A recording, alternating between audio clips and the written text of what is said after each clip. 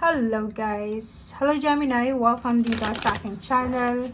Kapalaran 888 Gemini. Alamin natin kung anong messages, vibration, gabay energy para sa lahat ng Gemini.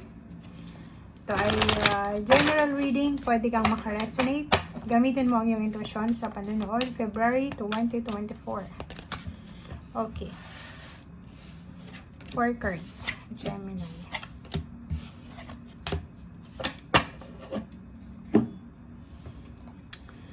Okay, Gemini, a blessing to heal relationship, number 10, 28, a blessing in your intuition, a blessing for good work, a blessing of waters. Relationship to guys. So, isa lang yung sinasabi nila. Okay, wait lang.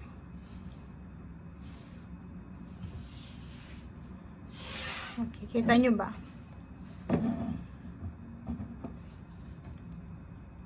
Tingnan nyo yung baraha nyo, Gemini.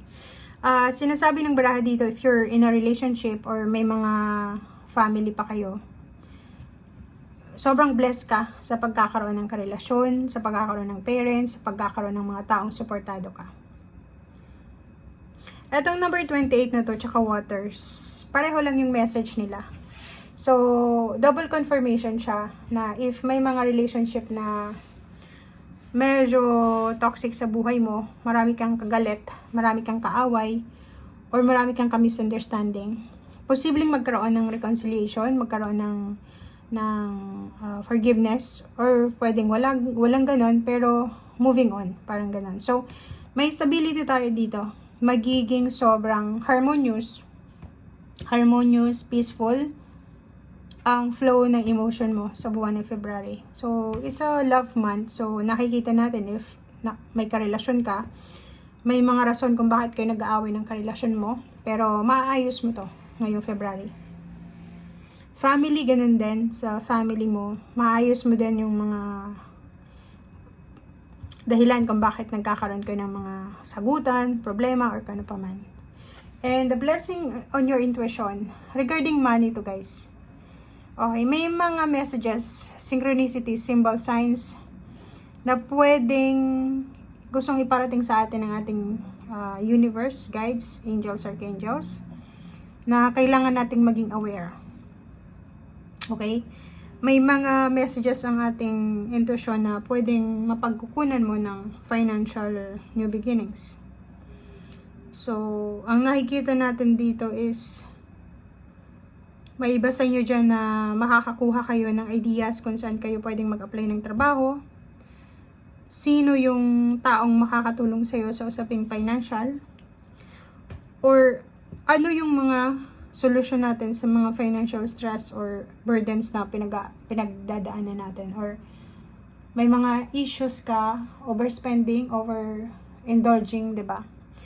Na pwedeng may tulong na message, helpful message from God, from the heaven, na makakatulong sa'yo para maiwasan mo yung magastos ng sobra, pagkain ng sobra, sobrang emosyonal, sobrang aggressive, or kano pa man.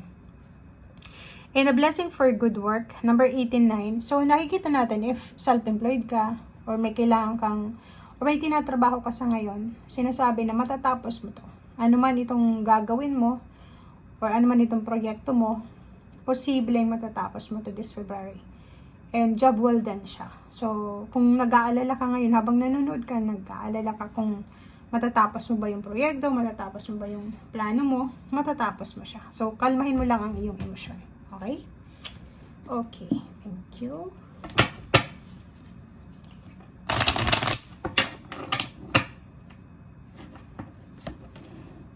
Oh, diba? O, sa question challenges, ang nakikita natin dito, syempre, sino ba naman ang hindi matatakot sa mga problema, sa challenges sa buhay?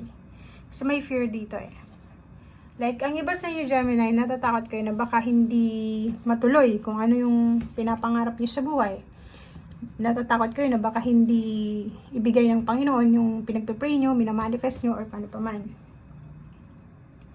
Yung iba din sa inyo, natatakot kayo kung sa relationship, kung saan hahantong itong relationship na meron ka sa ngayon.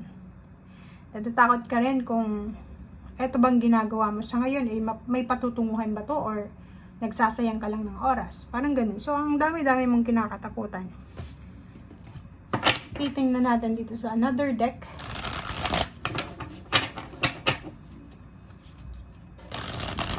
Meron ditong posibleng may trabaho ka siguro. Pero natatakot ka kung baka mawalan ka ng trabaho. Parang ganun. Kasi eto, diba? Obstacle. Pwedeng may kumontra. Pwedeng may masalubong kang challenges. So, kalma lang. Kailangan mong kalmahin ang iyong emosyon this February 2024. Huwag kang matakot. And King of Wands, yun. Be positive. Be courageous. Maging determinado. Dagdagan yung kasipagan. Be inspired. Yun yung sinasabi ng baraha.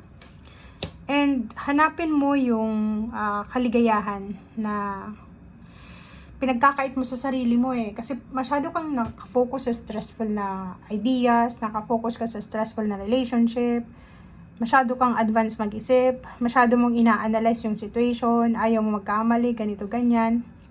And sinasabi ng baraha sa'yo dito na balikan mo yung first day ng pagmo-motivate mo. 'Di ba yung unang araw kung bakit ka decided na magtagumpay? Like sa relationship, kasi meron ditong healing sa relationship eh. Parang nakikita natin dito na medyo ka na sa relationship eh. Pagod na pagod ka na. Gusto mo ng ng katahimikan. Parang nakikita mo, Gemini, na mas masaya ka dati.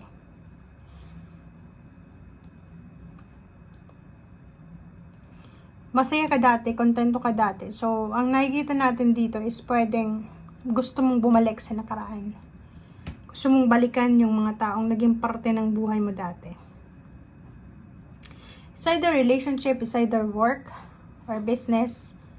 Yung mga ginawa nyo from your past, yun yung parang gusto nyong balikan. Yun yung parang gusto nyong ibalik sa buhay nyo. Comment down below if yun ang gusto mo talaga. Last card natin, work. So yun, if nag-aalala ka, kung halimbawa matutupad mo ba yung pangarap mo, magiging maganda ba yung takbo ng pamilya mo, maayos mo ba yung relationship mo, magtatagal ba kayo ng karelasyon mo, sinasabi ng baraha dito, kailangan nating trabahuhin, diba? Trabahuhin natin, lahat ng area sa buhay mo, trabahuhin natin. Wala daw dito libre. Kasi itong 8 of Pentacles ito, sinasabi na mapapera man yan, mapa-relationship, 'di ba? Career, emosyon, plano, goals. Kailangan nating trabahuhin, 'di ba? Huwag tayong mag-a-assume. Trabahuhin natin, and if may mga failures, tanggapin mo na ganun talagang buhay, wala namang perfect. Pag may failures, bumangon ka ulit. Simula ka ulit, 'di ba? So, yun yung nakikita natin, and focus ang kailangan. Okay? So, thank you guys. Bye!